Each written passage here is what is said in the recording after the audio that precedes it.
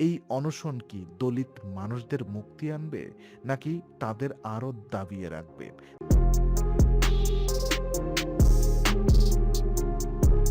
থামুন, একটু ভাবুন। ভারতের স্বাধীনতার গল্পে সবাই জানে গান্ধীর কথা, সবাই জানে রবীন্দ্রনাথের কথা, কিন্তু যেটা কেউ বলে না, যেটা ইতিহাসের বই এড়িয়ে যায়, যেটা স্কুলের পাঠ্যক্রম কখনো স্পর্শ করে না, সেটা হলো তাদের মধ্যের যুদ্ধ।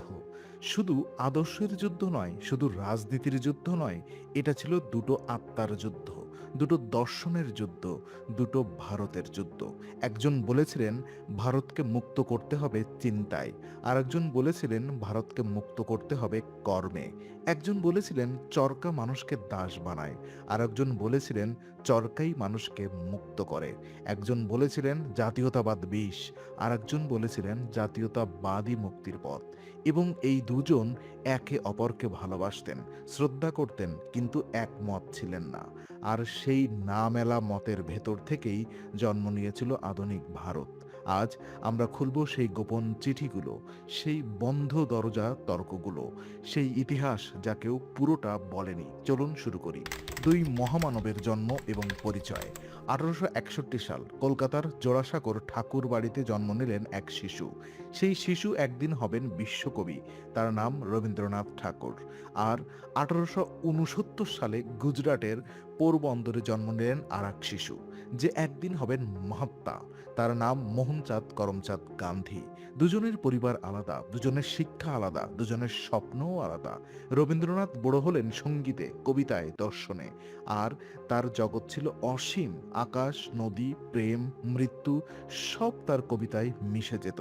গান্ধী বড় হলেন আইনে, নীতিতে, সংগ্রামে। দক্ষিণ আফ্রিকায় থাকতে থাকতে বুঝলেন মানুষকে মর্যাদা দিতে হলে লড়াই করতে হয়, এবং সেই লড়াই হবে অহিংস। 1913 সালে রবীন্দ্রনাথ পেলেন নোবেল পুরস্কার।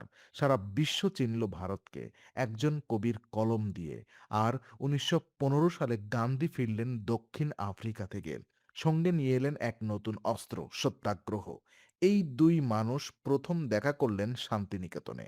সালটা ছিল 1915। সেই দেখায় দুজনই মুগ্ধ হয়েছিলেন। রবীন্দ্রনাথ বললেন এই মানুষটির মধ্যে আছে মহান কিছু, এবং তিনি দিলেন সেই ঐতিহাসিক উপাধি, মহাত্মা। গান্ধী মাথা নুয়ে বললেন, আপনি আমার গুরুদেব। কিন্তু এই ভালোবাসার নিচে একটা আগ্নেয়গিরি ঘুমিয়েছিল, এবং সেটা জেগে উঠতে বেশি সময় লাগেনি। প্রথম ফাটল, শিক্ষা নিয়ে বিতর্ক। 1917 সাল গান্ধী বললেন ভারতের শিক্ষা ব্যবস্থা বদলাতে হবে, ইংরেজি শিক্ষা ছেড়ে দিতে হবে, মাতৃভাষায় পড়াতে হবে, হস্তশিল্প শেখাতে হবে। এই কথা শুনে রবীন্দ্রনাথ প্রথমবার বিরোধিতা করলেন, নরমভাবে কিন্তু স্পষ্টভাবে।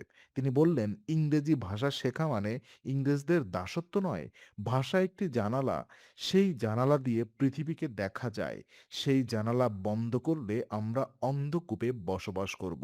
শান্তিনিকেতনে তিনি তৈরি করেছিলেন এক অনন্য শিক্ষা ব্যবস্থা, যেখানে গাছের নিচে ক্লাস হয়, যেখানে সঙ্গীত, চিত্রকলা, দর্শন একসঙ্গে চলে, যেখানে শিক্ষার্থী শুধু বই পড়ে না, মানুষ হয়।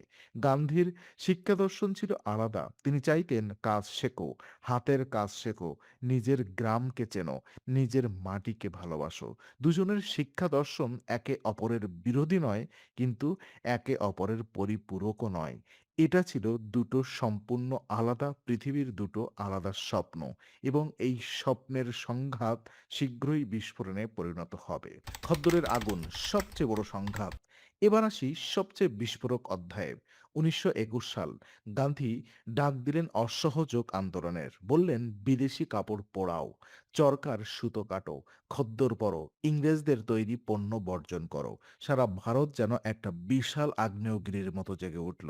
রাস্তায় রাস্তায় বিদেশি কাপড়ের স্তূপ, সেই স্তূপে আগুন, মানুষের চোখে অশ্রু কিন্তু মুখে হাসি। এটা ছিল এক অবিশ্বাস্য দৃশ্য। কিন্তু শান্তিনিকেতনে বসে রবীন্দ্রনাথ দেখছিলেন অন্য চিত্র। তিনি দেখছিলেন যে কাপড় পোড়ানো হচ্ছে সেগুলো তৈরি করেছে ভারতেরই শ্রমিক। ম্যানচেস্টারের কারখানায় ভারতীয় তুলো গেছে, সেখানে কাপড় হয়ে ফিরে এসেছে। কিন্তু সেই কাপড়ের সঙ্গে জুড়ে আছে কোথাও একজন শ্রমিকের ঘাম, কোথাও একজন বুননকারীর স্বপ্ন। সেই কাপড় পোড়ানো কি আসলে মুক্তি, নাকি আরেক ধরনের হিংসা? রবীন্দ্রনাথ কলম ধরলেন, লিখলেন গান্ধীকে সরাসরি চিঠি। সেই চিঠিতে তিনি লিখেছিলেন, চরকা একটি সংকীর্ণ যন্ত্র। এটি হাতকে ব্যস্ত রাখে, কিন্তু মস্তিষ্ককে ঘুম পাড়িয়ে দেয়। একটি জাতির মুক্তি শুধু সুতো কেটে আসে না, মুক্তি আসে জ্ঞানে, সৃষ্টিতে, বিশ্বের সঙ্গে সংলাপে। এই চিঠি যখন প্রকাশিত হলো, ভারত স্তব্ধ হয়ে গেল। কেউ ভাবতেই পারেনি বিশ্বকবি গান্ধীর বিরুদ্ধে কথা বলবেন, গান্ধীর আন্দোলনকে প্রশ্ন করবেন। গান্ধীর সমর্থকরা খেপে গেলেন। কেউ বললেন রবীন্দ্রনাথ ইংরেজদের দালাল, কেউ বললেন কবি রাজনীতি বোঝেন না, কেউ বললেন তিনি জনগণ থেকে বিচ্ছিন্ন। কিন্তু রবীন্দ্রনাথ থামলেন না। আর গান্ধী নীরব রইলেন না। তিনি লিখলেন, গুরুদেব হয়তো কবির চোখ দিয়ে দেখছেন, আমি দেখছি কোটি মানুষের ক্ষুধার্ত চোখ দিয়ে। চরকা শুধু সুতো কাটে না, সে একটি দরিদ্র মানুষের হাতে তুলে দেয় তার নিজের ভাগ্য নির্মাণের অধিকার। এটাই আত্মশক্তি, এটাই প্রকৃত স্বরাজ। দুটো যুক্তি, দুটোই শক্তিশালী, দুটোই সত্য, কিন্তু দুজন একমত নন। এবং এখানেই লুকিয়ে আছে সেই রহস্য, যা ভারতের ইতিহাসবিদরা এখনো সম্পূর্ণ বুঝে উঠতে পারেননি। জাতীয়তাবাদ, সবচেয়ে বিপজ্জনক মতভেদ। এবার আসি সবচেয়ে বিপজ্জনক অধ্যায়ে।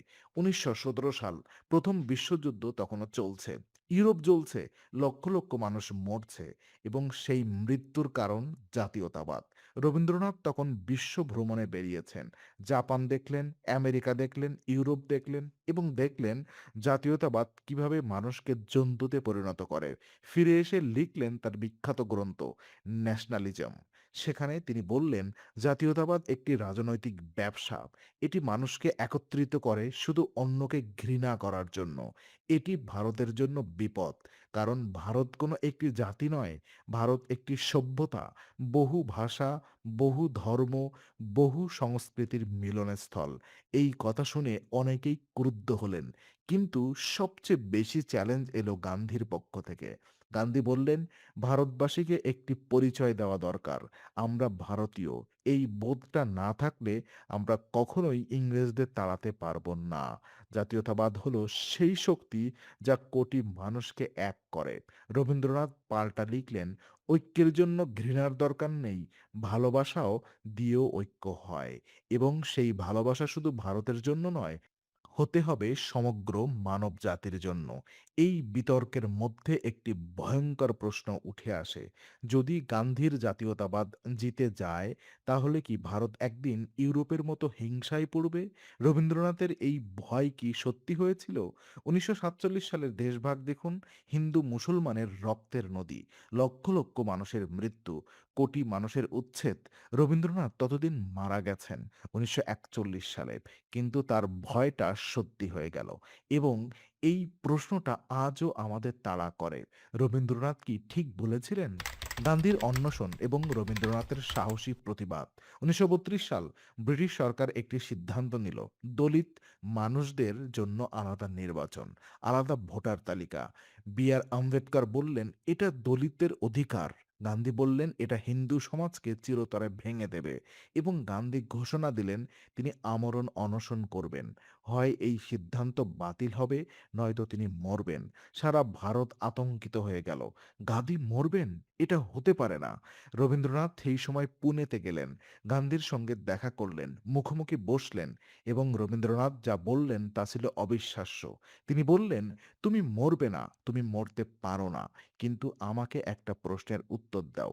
এই অনশন কি দলিত মানুষদের মুক্তি আনবে, নাকি তাদের আরো দাবিয়ে রাখবে? কারণ তুমি বলছো আলাদা নির্বাচন হবে না, কিন্তু তুমি কি নিশ্চিত যে একসঙ্গে নির্বাচনে দলিতরা সুবিচার পাবে? এই প্রশ্ন শুনে গান্ধী চুপ করে গেলেন। এটা ছিল এক অসাধারণ মুহূর্ত। দুই মহামানব মুখোমুখি, একজন শয্যাশায়ী অনশনে কাতর, আরেকজন সরাসরি প্রশ্ন করছেন। পরে রবীন্দ্রনাথ লিখেছিলেন, গান্ধীর নৈতিক সাহসকে আমি শ্রদ্ধা করি, কিন্তু নৈতিক সাহস সবসময় সঠিক পথে চলে না। প্রশ্ন করাই হলো প্রকৃত ভক্তি। এটা ছিল সেই সময়ের সবচেয়ে সাহসী কথা, কারণ তখন গান্ধীর বিরুদ্ধে কথা বলা মানে সমাজ থেকে বিচ্ছিন্ন হয়ে যাওয়া। কিন্তু রবীন্দ্রনাথ ভয় পাননি, কারণ তিনি জানতেন সত্য বলাটাই তার ধর্ম। গোপন চিঠিপত্রের রহস্য। এবার আসি সেই অধ্যায়ে যা সবচেয়ে কম আলোচিত কিন্তু সবচেয়ে বেশি গুরুত্বপূর্ণ। দুজনের মধ্যে যে চিঠিপত্র আদান-প্রদান হয়েছিল সেগুলো পড়লে মাথা ঘুরে যায়। একটি চিঠিতে রবীন্দ্রনাথ লিখেছিলেন, "তুমি মানুষকে কর্মে মুক্ত করতে চাও, আমি চাই মানুষকে চিন্তায় মুক্ত করতে।" কিন্তু এই দুটোর মধ্যে যদি একটাকে বেছে নিতে হয়, আমি বলব চিন্তার মুক্তি আসল। কারণ চিন্তা মুক্ত না হলে কর্ম হয়ে যায় যন্ত্রের মতো এবং যন্ত্র কখনো মানুষকে মুক্তি দেয় না। গান্ধী জবাব দিলেন, "গুরুদেব, তোমার কথা আমার হৃদয় ছুঁয়ে যায়। কিন্তু আমি যখন দেখি একটি মা তার সন্তানকে খাওয়াতে পারছে না, তখন আমার কাছে সৌন্দর্যের কথা, দর্শনের কথা বলা অসম্ভব হয়ে যায়। আগে পেট, তারপর কবিতা।" এই বাক্যটি ইতিহাসে অমর হয়ে আছে। আগে পেট, তারপর কবিতা। রবীন্দ্রনাথ এর জবাবে লিখেছিলেন, "কিন্তু গান্ধী, শুধু পেট ভরলেই কি মানুষ মুক্ত হয়? যে মানুষ শুধু খায় এবং ঘুমায় সে কি মানুষ নাকি পশু? মানুষকে মানুষ করে তার স্বপ্ন, তার সৃজনশীলতা, তার বিশ্বের সঙ্গে সংলাপ। সেটা কেড়ে নিলে পেট ভরলেও আত্মা শূন্য থাকে।" এই দুটো চিঠি পড়লে একটা কথা মনে হয়, এই তর্ক কি শেষ হয়েছে? না, এই তর্ক আজও চলছে। প্রতিটি সরকারের নীতিতে, প্রতিটি বাজেটে, প্রতিটি শিক্ষা প্রতিষ্ঠানে উন্নয়ন আগে নাকি সংস্কৃতি আগে? রুটি আগে নাকি স্বাধীনতা আগে? এই প্রশ্নের উত্তর আমরা এখনো খুঁজছি। সেই রাত যখন রবীন্দ্রনাথ কাঁদলেন, এই অধ্যায়টি অনেকেই জানেন না। ১৯৪০ সাল, রবীন্দ্রনাথের বয়স তখন ৭৯। শরীর ভেঙে পড়েছে। তিনি জানেন আর বেশিদিন নেই। সেই সময় তিনি লিখলেন তার শেষ প্রবন্ধ, নাম সভ্যতার সংকট। সেই প্রবন্ধে তিনি লিখলেন, "আমি সারা জীবন বিশ্বাস করেছিলাম ইউরোপের সভ্যতায়। কিন্তু আজ দেখছি সেই সভ্যতা যুদ্ধে ধ্বংস হয়ে যাচ্ছে। আমার বিশ্বাস ভেঙে গেছে। তবু আমি আশা রাখি। কারণ মানুষ শেষ পর্যন্ত মানবতার দিকেই ফেরে।" এই প্রবন্ধ লেখার পর রবীন্দ্রনাথ গান্ধীকে একটি চিঠি লিখলেন। সেই চিঠিতে তিনি লিখলেন, "আমরা অনেক তর্ক করেছি, অনেক মতবিরোধ হয়েছে। কিন্তু আমি সবসময় জেনেছি তুমি ভারতকে ভালোবাসো। আমিও ভালোবাসি। পথ আলাদা, গন্তব্য এক।" গান্ধী এই চিঠি পড়ে কেঁদেছিলেন। তার সচিব পরে লিখেছিলেন, "বাপু সেদিন একা বসেছিলেন, চোখ বন্ধ, হাতে রবীন্দ্রনাথের চিঠি।" ১৯৪১ সালের ৭ই আগস্ট রবীন্দ্রনাথ মারা গেলেন। গান্ধী বললেন, "ভারত আজ তার সবচেয়ে বড় কণ্ঠস্বর হারালো। আমরা একমত ছিলাম না। কিন্তু তার কণ্ঠ না থাকলে আমার নিজের ভুল ধরার কেউ থাকবে না।" এই কথাটা ভাবুন। গান্ধী স্বীকার করছেন রবীন্দ্রনাথ ছিলেন তার বিবেক এবং বিবেক চলে যাওয়া মানে একটা অংশ মরে যাওয়া। কে জিতেছিল? ইতিহাসের রায়।